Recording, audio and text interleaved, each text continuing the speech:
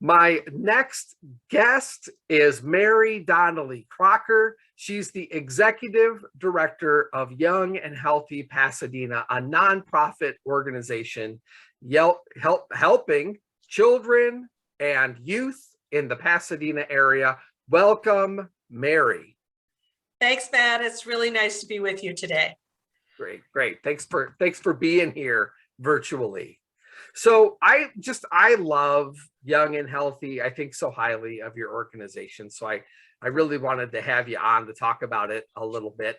Now, it seems to me like Young and Healthy does a lot. Can you kind of give us a brief overview of their services? Well, it feels like we do a lot on my end too. Yeah, we're a healthcare organization that's really designed to help fill the gaps for families who can't access healthcare like other people can. So we provide medical, dental, and mental health services at no cost to low and middle income families. All of that comes with all the things that go with it: case management and pharmacy and eyeglasses or whatever that child needs. In addition, we have other services like insurance. You can refer to us for insurance. If you're uninsured, you can come to us and get insured. So we have full-time staff that does that. One of our newer programs is we actually do taxes for people. Oh, wow. And I know that sounds kind of counterintuitive. Why is a healthcare organization doing taxes? I know that doesn't quite make sense. But we know that there is a clear connection between poverty and health. And if we can help lift people out of poverty a little bit, we're going to hopefully improve their health. And the reason we're doing this is because we hope that when we help low-income people do this, their taxes, we can help them qualify for something called the Earned Income Tax Credit, and they get a little more cash in their bank account, and we think that will help people. So we do all of those things, plus we have a huge array of prevention and education programs that are both. So we do both direct health services and supportive services. Wow, wonderful. Wonderful. And I mean, that's probably talking kind of like normally what Young and Healthy does. How has your role changed during the time of COVID? A lot, like everybody. Yeah. Young and Healthy had to change everything. Everything we do had to change. In the beginning, when we were really shut down, doctors' offices were shut down too. And the conduit that we had to reach children, the schools, they were shut down. And so although we knew there were kids who might be sick out there, they weren't getting to us very easily because the normal communication system was down because the schools were shut down. So we had to really change. In the first few months of the pandemic, our staff called about 2,000 people and just did a welfare check. Hey, is everything okay? And do you need anything? And we found out some people were definitely not okay. And then we were able to offer them services. So that was a big shift, just changing how we communicated with people. Everything went virtual, of course. All of our parent education, everything we did went virtual. But then we were really tasked in a different way, which was to look at what the current needs for families were and try and meet those needs. And it's things we'd never done before. So we suddenly started doing things like delivering lunches. One of the things that we discovered was that although the school district had free lunch, that was, you could come pick it up. But if you didn't have a car and the school was far away from you, your kid wasn't eating. Oh, wow. And so we created a whole volunteer thing, and we had about 7 routes that we were doing. And somebody went to the main food distribution place in the morning, and they had 7 or 8 families they delivered food to, and they took it out and did that. So certainly we'd never done anything like that before. Same thing with clothes. There's an organization in Pasadena that provides school uniforms and clothes for kids. But again, schools were shut down, and people still needed clothing for their kids. And so they reached us. And when we were doing these thousands of calls, we found out too, hey, have they outgrown their clothes? Do you need a new set of underwear and socks and a couple of shirts for your kid? And then we got those to people. We also did some kind of direct stuff with COVID.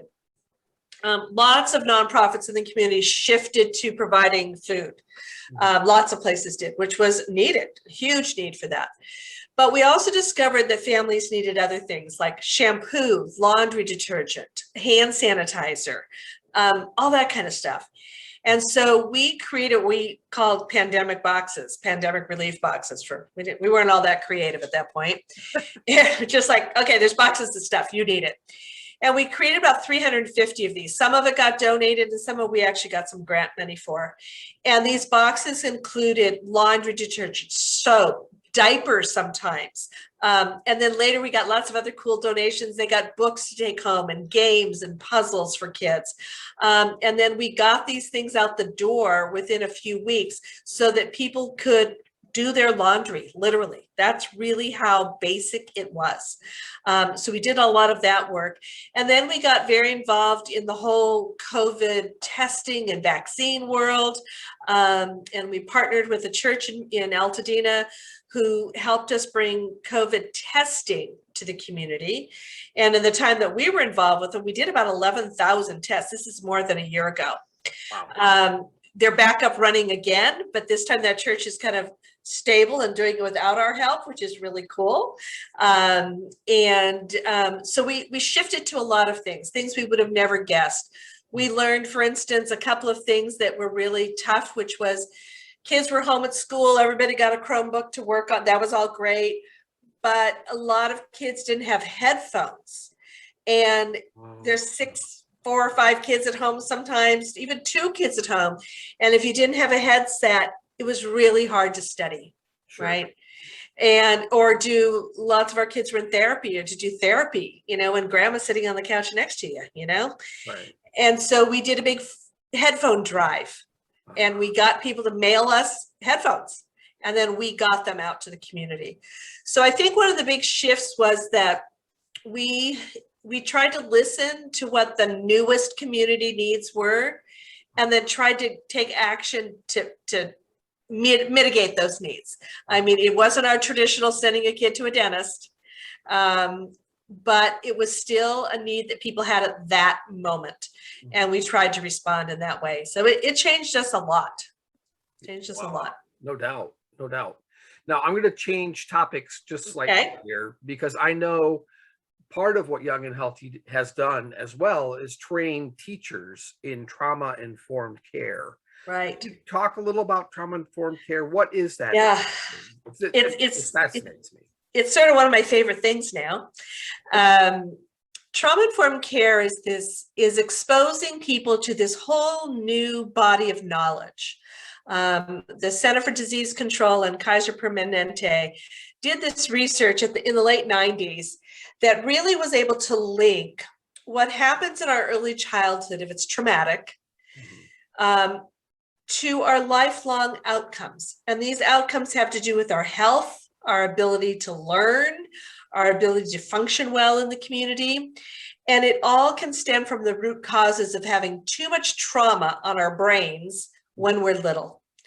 And if you get exposed to too much trauma when you're little, it's like a dose response. You get too big a dose, a little dose we can all handle. You get too much of a dose of trauma and really stressful things, it actually alters your brain. It actually alters the size of your brain, how your brain functions. And then when your brain function changes, well, you don't necessarily do so well in school. You might not be able to stay regulated and calm. And so when we learned about this research, we thought one of the things that needs to happen, people just need to know about this. Yeah. We didn't know how devastating these early stressors in kids' lives could be. And so we started a whole education campaign, and that's what you're talking about schools. And in the last 4 or 5 years or so, we have trained every principal, superintendent, social worker, teacher, classroom in the Pasadena Unified School District, and have branched out even from there, doing other school districts. But it was bigger than just the schools, because this is a community issue. Everybody needs this. We've done churches and other community groups, even swim instructors. I mean, anybody who's dealing with the public hopefully will know about this. We were pre-COVID, we were able to train every employee of Huntington Hospital. That's 3,400 people got trained in this. And just this week, I finished my last one this morning. We've started a new relationship with the police department. And we have created a trauma-informed care session, educational session just for them, so that they have a broader understanding about human behavior and why people might react the way that they react when they have an encounter with a police officer. And so this is the next big thing we're doing, and it's really exciting to get to another contingency of the community who has a lot of contact with the community. And we hope that we can help them, do a better job and be more compassionate and kind in our work. And that's what that's all what we're all trying to do. I feel like compassion's the key word there. Like, yeah. I've actually seen teachers use this in the classroom, and I just feel like it shifts their mindset, right, and shifts them into a place of approaching a child with compassion, where they might have been punitive before. Correct. In a moment. It feels like it produces some sense of understanding in the adult that this child might be going through something very difficult for them, right, and reacting in a way that seems like they're misbehaving, but maybe they're just having some sort of a response, right, based on past trauma. Right. And we talk all the time about all behavior is communication. Yeah. These kids are just trying to tell us something, but they might not have the words or the sophistication to tell you how stressful their life is. So they behave in a way that gets your attention, right? And sometimes that's met with a punitive action, but it's way better when it's more compassionate, right? So that one of the things we teach people about trauma, and it doesn't matter who we're teaching, this is across the board. When we're all faced with a behavior out in the world, it could be a 5-year-old having a tantrum, or it could be somebody having a meltdown in a grocery store. Mm-hmm. Often our response to that is, gee, what is wrong with them? What's wrong with them? Right. But if we switch that, if we change the narrative a little bit, and we're just changing the narrative in our own heads, and we say, I wonder what happened. If we go from what's wrong with them to what happened to them, it actually changes everything, because it changes us first. We go from judgment to compassion. Right. And when we make that shift, and it seems like a little thing, but it's not, it's kind of a big deal, then it changes our behavior. We change first, and then we act towards that child or even adult in a more compassionate way. And when we behave in a more compassionate way, you usually get different results. Yeah. So that's kind of the crux of what trauma-informed care is trying to do, is trying to help us understand that how we behave in the world matters. Yeah. And that when we can be less judgmental and more compassionate, it's going to change things. And that's sort of the crux of the whole training. Yeah. Now, somebody watching this might be saying, wow, this sounds like an amazing organization. How can I start something like this in my community? How can I do this? How can I start something like what they're doing? What would you suggest they do? Where should they start? I think you need to start by knowing your community. Okay. What does your community need? They're not all the same. It's not a cookie cutter. What does your community need? Do you have a lot of uninsured kids? Do you have a lot of people living in the margins? If you do, they probably have some needs that are going unmet, right?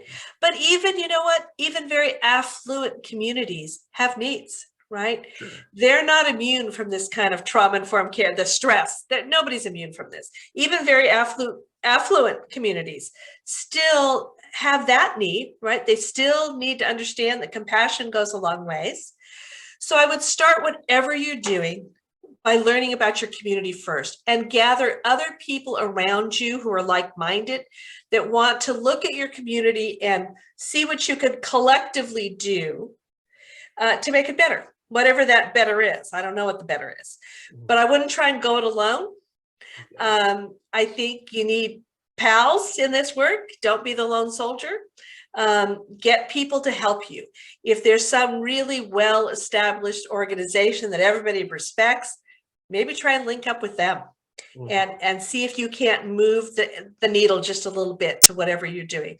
But I would say, know your community, know what the needs are, get like-minded people together, and then just start noodling out the problem. See what comes of it, see what happens, see if you can't take the next step. It doesn't happen overnight. The planning for Young and Healthy was like 2.5 years before we opened our doors. It didn't just happen overnight. There was a lot of research that went into it, and a lot of trying to figure out how to figure, what do you do with these kids who aren't getting care? How do we do this? Right. So I just say, know your community, work with other people, and try and figure it out collectively. Right. Start talking to people. It's so good to hear you say that about 2.5 years, because I think a lot of times people get inspired and they want to dive right in and start making a difference. And if you do that work first to lay the groundwork, to get a lay of the land, then that helps you notice where the cracks are. Right. And as you're doing that, when you're working with other people, you start to do something else that I think is really important, which is establish relationships. Because if you do things collectively, you create relationships that might not have been there before. And it is often those relationships that move the needle. It's like, well, I have this skill, I can help with this, or I have this skill, I can help with this. But if you don't know each other, and if you don't create relationships, you don't do that. We have to know and trust each other in order to change, to make a bigger impact. And so, making friends with people really helps. Yeah. I feel like you're onto something when people start saying, I can help with that. Right. When you have an idea and somebody says, I can help you, and here's how. Now, then you start to feel like, okay, I must be onto something here, because. And I think also being open to the kinds of things people can help you with. You don't know what. Sometimes you don't even know what you need. Right. I always think of this one volunteer we were getting all these doctors to volunteer. We're all very excited. It's all these professionals, all these people. And we used to have dinners for them to teach them about what we were doing. And so we'd have dinners. And this woman got very excited about what we were doing. And she says, but I'm not a doctor. I don't know how to help. I don't know what to do, but I want to help you. And she says, what are you doing? And I said, well, we're doing these dinners and we're having at somebody's house. And then, we talk to people. And she says, who does the dishes? Yeah. And I said, well, I do. And she says, okay, you can stop doing the dishes. I'll come and I'll clean up. Hooray for her. That's right. I mean, great. You just don't, right? You don't know. But that little thing, that helped. Yep. That helped. Yep. And I think you have to be open to what people have to offer you. And sometimes they offer you things you didn't even know you needed. Right on. Yeah. So some people watching might want to help out Young and Healthy Pasadena. How can they support you? Well, we need all kinds of help. We certainly are always looking for volunteers, and we have a whole variety of things that people could do. And you could contact us by just calling us at 626-795-5166. And ask to talk to anybody about volunteering, and we'll get you to the right person. So we always need volunteers, whether it's professional or community volunteers. Hey, we even need volunteers who bake cakes. So there's a whole lot of things that people can do here for us. And we, of course, always need financial help, always. These things don't run themselves. We pay our staff. We try and pay people a fair salary. We don't want to be part of the problem, right? We don't want our staff to be poor. We want them to be well insured. And so those are things y'all have to pay for. Sure. And so even though we have all these volunteer doctors, we have $1 million worth of expenses every year. And so we always would appreciate any connections to foundations or donors. That's always a big help too. Great. And then what's your website if people want to? It's www.yhpasadena.org. Wonderful. Well, thank you so much for your time, Mary. And You're welcome. Thank you for having me. Take care. Sure. Yeah, you too. Spread the good news. Will do.